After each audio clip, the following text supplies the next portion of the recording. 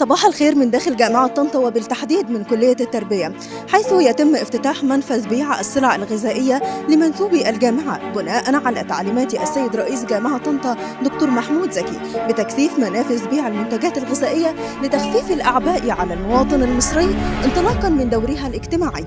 نتابع.